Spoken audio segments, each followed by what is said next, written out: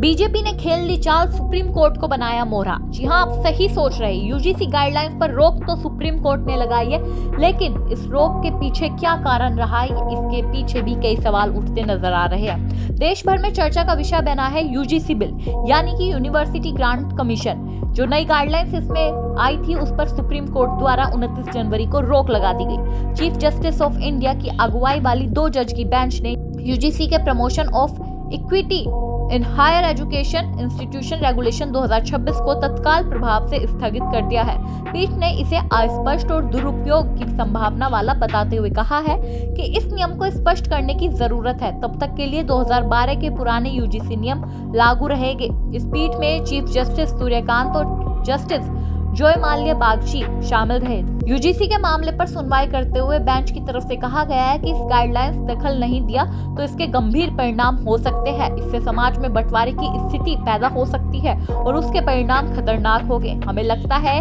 कि इन रेगुलेशंस की भाषा स्पष्ट नहीं है। दोनों जजों की बेंच ने समीक्षा की बात करते हुए 19 मार्च को अगली सुनवाई की तारीख तय की है।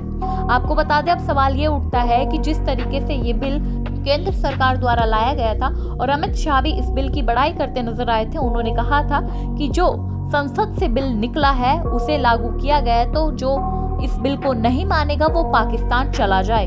ये बात अमित शाह द्वारा कही गई थी। तो इसी पर अब सुप्रीम कोर्ट की तरफ से यूजीसी की गाइडलाइंस पर रोक लगा दी गई है। बीजेपी सरकार के कानून के खिलाफ सुप्रीम कोर्ट ने ये फैसला सुनाया, जिसके बाद पूरे देश में सवाल उठ रहा है कि ऐसा क्यों हुआ है।